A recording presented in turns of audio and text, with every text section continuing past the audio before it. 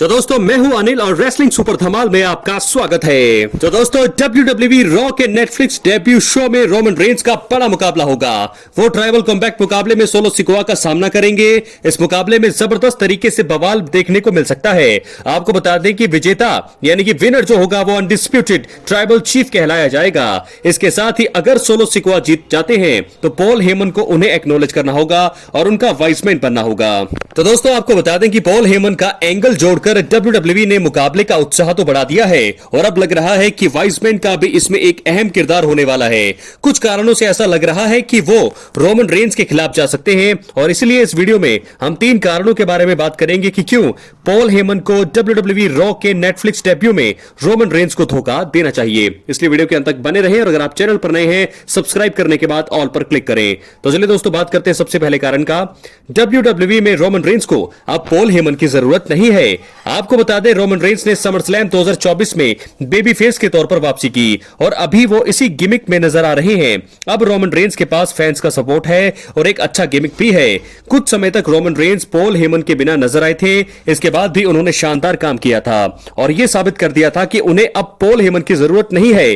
Paul Heyman की वापसी के बाद रोमन रेंज के बेबी फेस कैरेक्टर में कोई सुधार नहीं है। इसी वजह से अब लग रहा है कि रोमन रेंज को आगे आने वाले समय में पॉल हेमन की जरूरत नहीं होगी। और दूसरी ओर आपको बता दें पॉल हेमन अगर किसी अन्य सुपरस्टार को मैनेज करते हैं तो उन्हें ही फायदा होगा। इसी वजह से पॉल हेमन रोमन रेंज को रॉ के नेटफ्लिक्स डेब्यू में धोखा देकर सोलो सिकोआ के साथ यहां पर जुड़ सकते हैं। बात करेंगे दूसरे कारण का।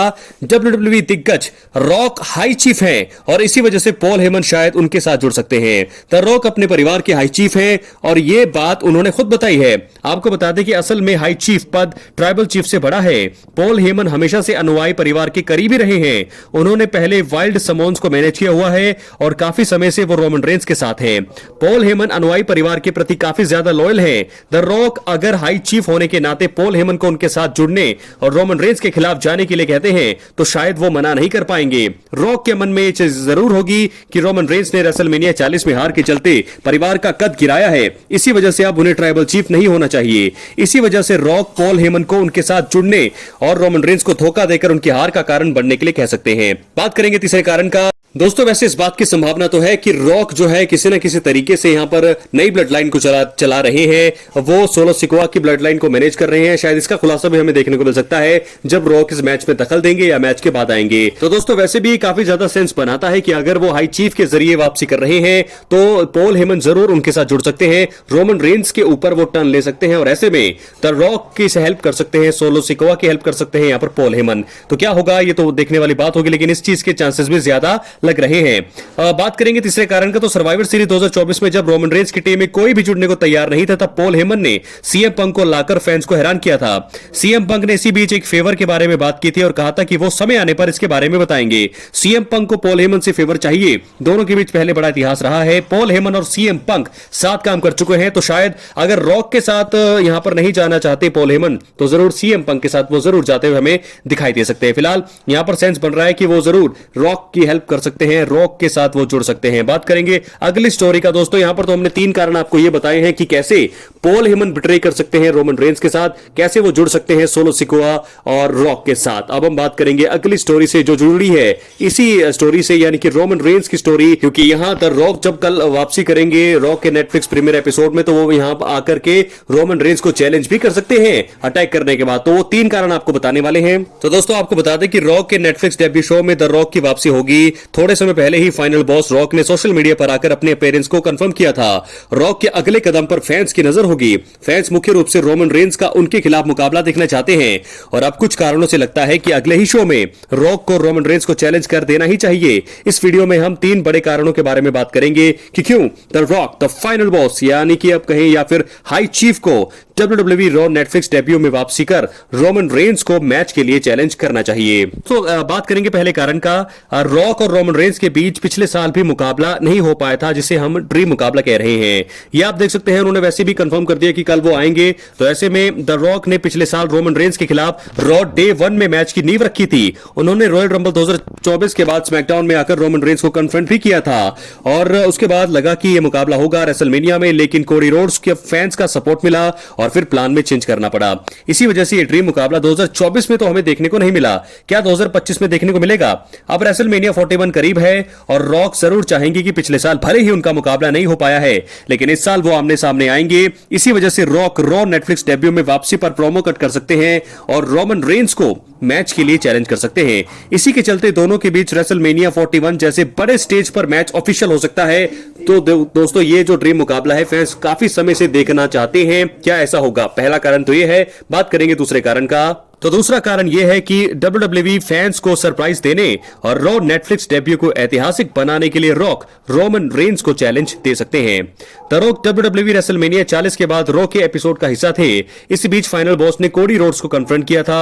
रॉक ने बताया था कि वो जब भी पूरी तरह से वापसी करेंगे तो उनके निशाने पर कोडी रोड्स सबसे पहले होंगे। द रॉक अपने शब्दों के पक्के हैं, इसी वजह से फैंस मानकर चल रहे हैं कि रॉक वापसी करके यहां पर सबसे पहले कोडी रोड्स के साथ अपनी स्टोरी खत्म करने पर ध्यान देंगे। द रॉक अब रॉ नेटफ्लिक्स डेब्यू पर आएंगे। फैंस को लग रहा है कि वो आकर WWE में अपने भविष्य के बारे में बता सकते हैं और अनडिस्प्यूटेड WWE चैंपियन को धमकी दे सकते हैं। अगर वो ऐसा कुछ नहीं करते हैं और रोमन रेंस के ट्राइबल कॉम्बैट मुकाबले के बाद आकर उन्हें चैलेंज करते हैं तो यह सबसे बड़ा सरप्राइज होगा। फैंस को यह पल एकदम ही उत्साहित करेगा।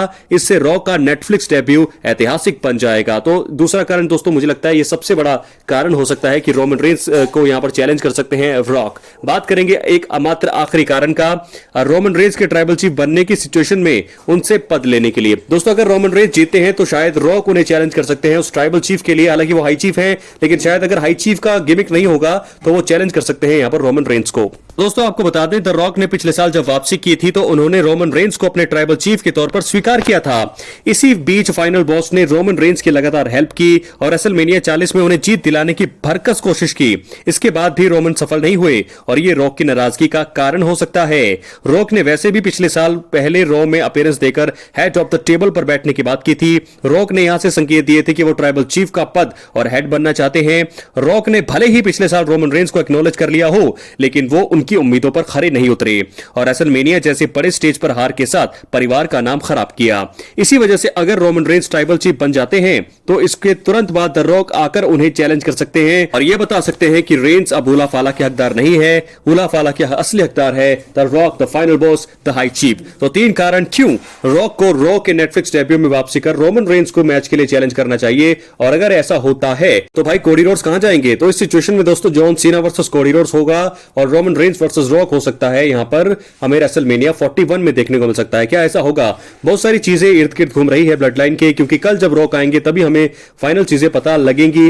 वैसे तो बताया जा रहा है कि वो सिर्फ प्रोमो कट करेंगे, लेकिन अगर वो प्रोमो कट नहीं करते हैं, किसी मैच में आते हैं तो रोमन वर्सेस सोलो सिकोआ के मैच का ही सेंस बनता है कि वहीं पर आकर के कन्फर्म कर सकते हैं रोमन रेंस को। क्या है आपकी राय? कमेंट बॉक्स में जरूर दें। बहुत बहुत धन्यवाद।